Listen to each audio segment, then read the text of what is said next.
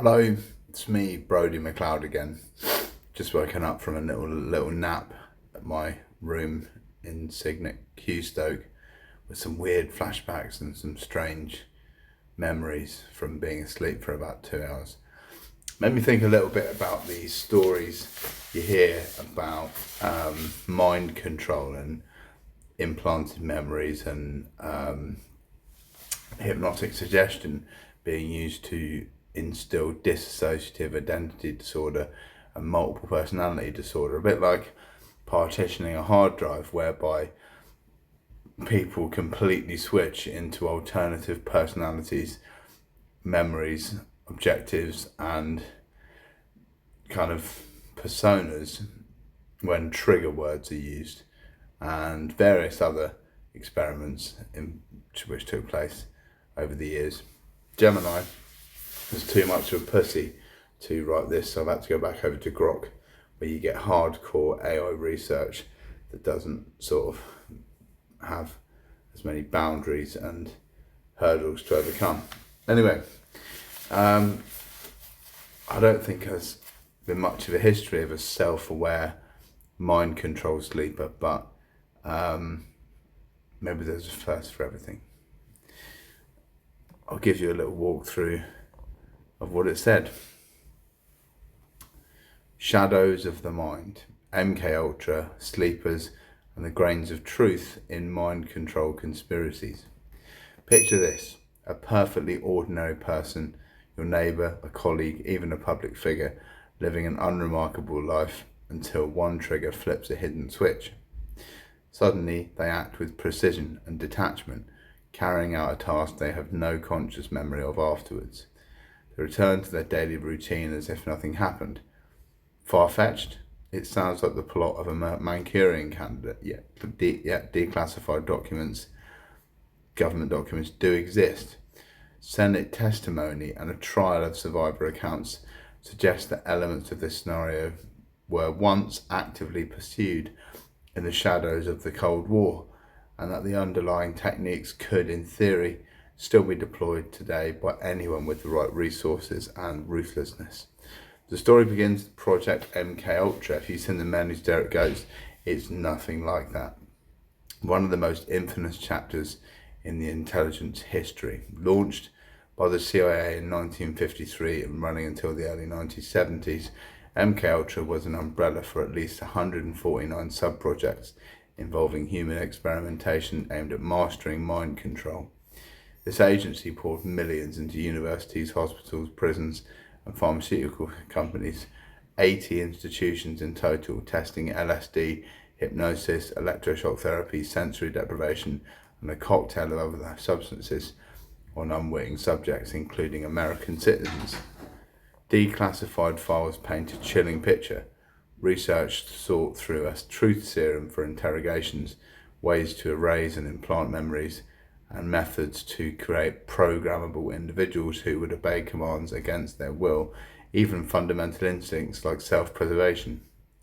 Persecutors and Project Blueprint, Project Bluebird, and Artichoke laid down the groundwork, exploring hypnosis combined with drugs and extreme psychological pressure.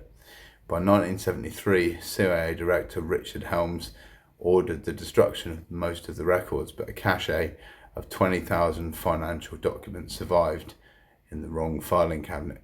These surfaced in FOIA in 1977, triggering Senate hearings that exposed the program's scope. Hard evidence leaves no room for doubt. The experiments happened.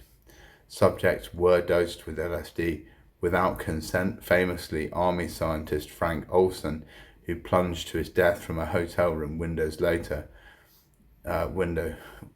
from a hotel windows days later. Prisoners endured weeks of hallucinations. Hospitals tested electroshock therapy to disrupt memory and personality.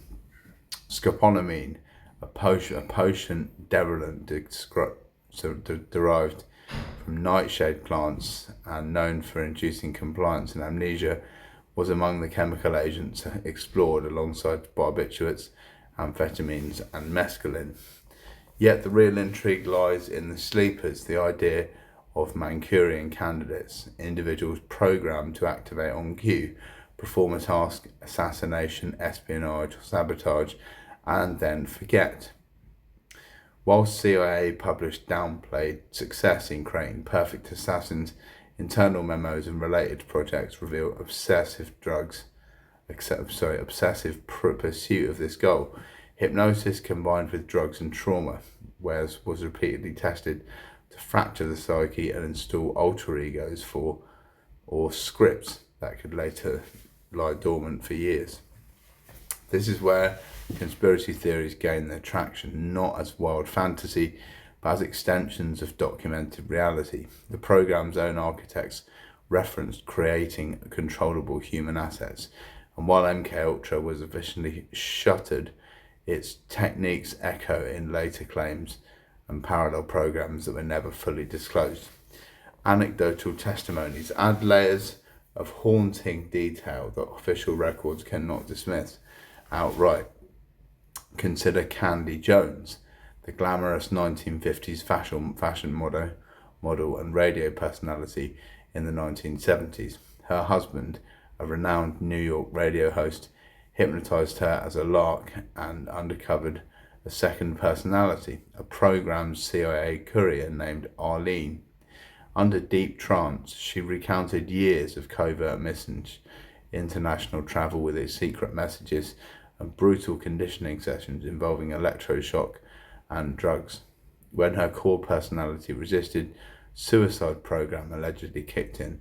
Medical exams and independent hypnosis sessions corroborated physical scars and psychological anomalies that consistent with her theory. She went public in a book co-authored by her husband, detailing how the agency exploited her high-profile cover. Even more harrowing are the accounts tied to the alleged Monarch extension of MKUltra, trauma-based programming designed to deliberately induce dissociative states.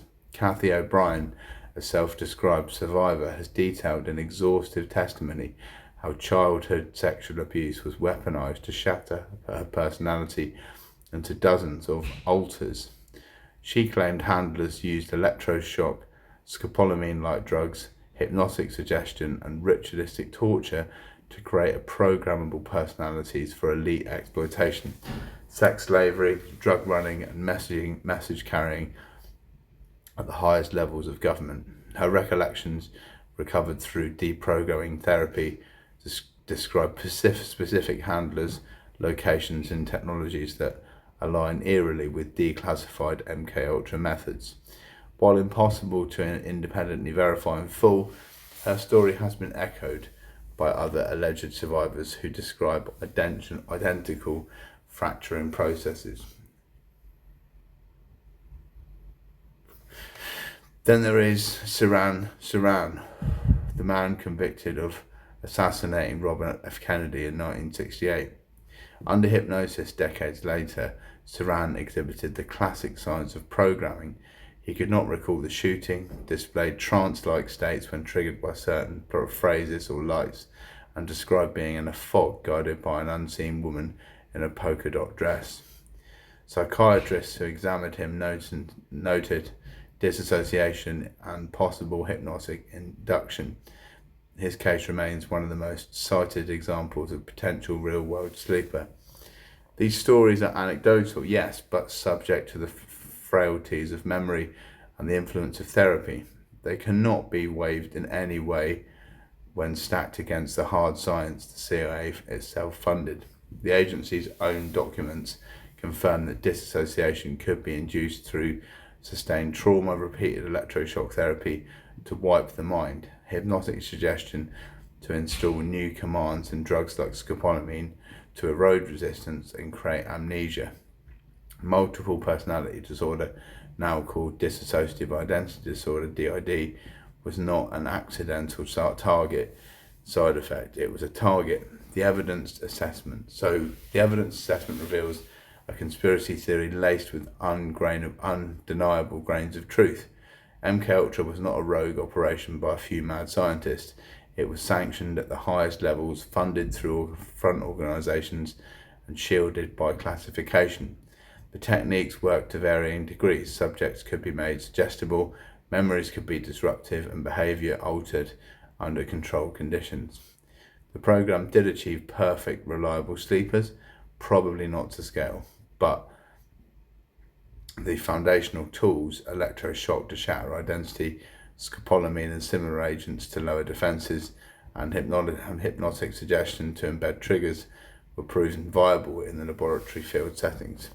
Extensive research into these programs further reveals that such fracturing of the human psyche is not confined to the secret labs or Cold War relics.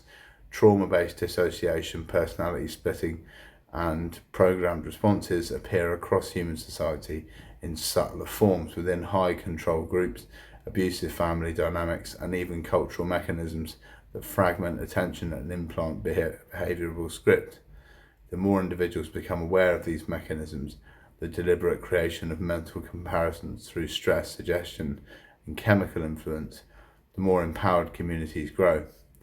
Knowledge acts as both shield and solvent, dissolving the unseen chains and fostering collective resilience. The safer we become as a species when perception itself is no longer primarily a battlefield. A spooky conclusion. Here is the unsettling truth that lingers long after the files are closed. The same electroshock therapies, hypnotic drugs like scopolamine, and suggestion protocols that CIA refined decades ago could, in theory, be deployed by any malevolent or vindictive organisation with access to a basement, a compliant subject, and a willingness to exploit human vulnerability. The declassified evidence stands as cold justification, no longer theoretical, but historically demonstrated. Governments, cults, corporations, or private sector actors theoretically create sleepers today, just as they attempted then. This is not a call to paranoia, but to vigilance. Fractal narrative data unequivocally shows that dissociative identity disorder and multiple personality disorder are very much real, attributable outcomes that can be installed in the human brain through sustained trauma, chemical intervention, hypnosis, and repeated psychological shattering in myriad document ways. The human mind is malleable, shockingly so. Keep your mind open, do your own research, read the Senate reports, pore over the surviving MK Ultra memos, listen to survivors' voices. The more we understand these shadows, the brighter the light we can shine onto them, and the freer we will all become. In a world of hidden triggers and dormant commands, awareness may be the only trigger that we truly control.